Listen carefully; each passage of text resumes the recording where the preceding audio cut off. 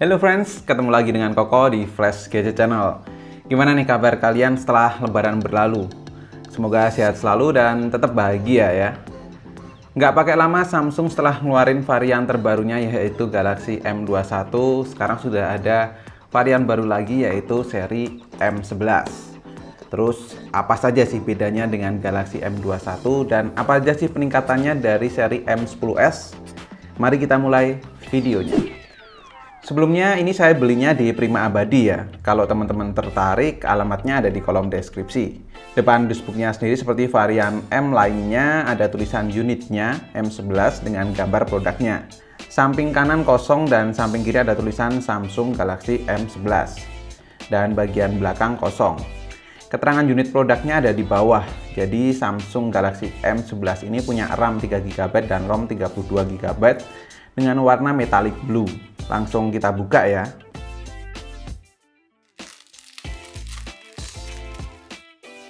Dibuka dan kamu bakal langsung melihat di dalam dus tipisnya ada quick start guide doang. Udah itu aja. Dari dulu sih seri M kelihatannya nggak pernah dapat bonus case ya. Terus di bawahnya ada stiker IMEI. Lalu baru ada unit produknya nih yang masih kebungkus plastik. Coba kita pinggirin dulu ya. Lalu ada adaptive fast charging dengan output 15 watt. Kabel data USB Type-C, dan terakhir ada pin ejector SIM card. Sudah itu semua isi dari paket pembeliannya. Sekarang balik ke Galaxy M11-nya. Ada 3 USB yang tertulis di bungkusnya nih.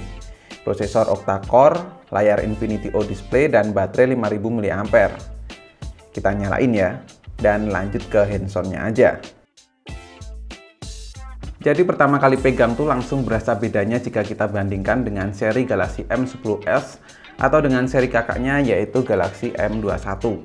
Materialnya sih memang masih sama-sama polikarbonat, tapi finishingnya berbahan matte. Nggak glossy kayak M21.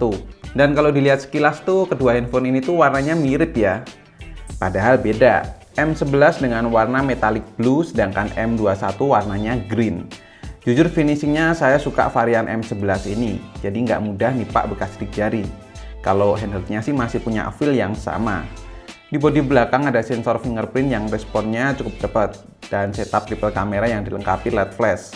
Setup triple kameranya sendiri main kamera 13MP aperture f1.8, depth sensing 2MP aperture f2.4, dan ultrawide 5MP aperture f2.4.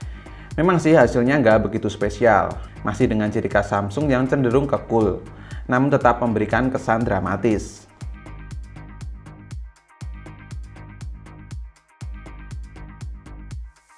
Pada bagian sisi-sisinya ini tombol power dan volume up and down di sisi kanan, bagian bawah ada speaker, lubang USB Type-C, dan mikrofon. Terus sisi kiri ada lubang triple slot untuk dual SIM card dan slot memori eksternal. Sedangkan sisi atas ada lubang jack audio 3,5 mm dan mikrofon. Sekarang ke bagian depan ada layar berukuran 6,4 inch PLS TFT dengan resolusi HD Plus 720 x 1560 pixel. Memang sih nggak pakai layar AMOLED kayak Galaxy M21 atau Galaxy M10s. Namun kecerahannya pun cukup banget kok untuk di luar ruangan. Dan walaupun nggak begitu gonjreng, tapi untuk nonton video gini ya sudah oke lah. Apalagi M11 ini menggunakan layar tipe Infinity O display yang menurut saya ini jadi layar tompel termurah untuk saat ini. Dan memang sih kalau dilihat bezelnya masih rada tebel ya, but it's okay lah. Nah di depan ini kamu bakal melihat kamera depan yang punya lensa 8MP aperture f2.0. Kalau untuk tahun 2020 menurut saya kamera depannya masih kurang. Detailnya kurang begitu bagus, namun kalau untuk sekedar di-post di sosial media sih cukup ya. Di bagian performa ini, Galaxy M11 mengalami peningkatan di berbagai sektor. Salah satunya yaitu di prosesor. Yang sebelumnya M10s menggunakan Exynos 7884 octa-core 1,6 GHz, sekarang di Galaxy M11 menggunakan octa-core 1,8 GHz Snapdragon 450. Memang nggak begitu signifikan, namun cukup memadai untuk kebutuhan daily use. RAM 3GB dan ROM 32GB yang tertanam memang hanya cukup untuk sosial media. Dipaksakan untuk main game juga bisa sih, tapi nggak bakal banyak yang terinstall jika game HD. Tapi buat contoh aja, jika main game PUBG, kamu bisa dapat settingan tertingginya di balance medium saja. Namun saya nyaman main di settingan smooth high saja. Di sini sih masih playable banget ya.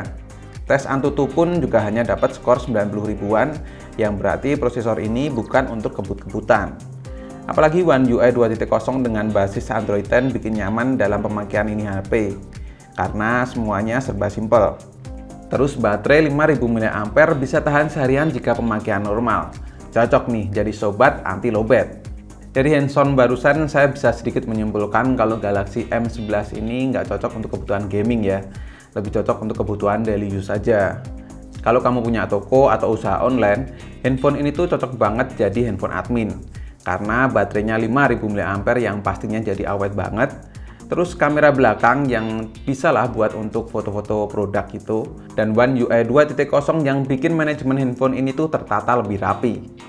Dijual di harga 1.999.000 ketika flash sale dan harga normalnya sih di 2 jutaan. Teman-teman bisa cek aja di marketplace yang teman-teman suka atau di link yang ada di kolom deskripsi. So, cukup sekian untuk video unboxing dan hands-on dari Galaxy M11 ini. Terima kasih teman-teman yang sudah nonton sampai akhir. Koko undur diri dan sampai jumpa di video berikutnya. Bye-bye.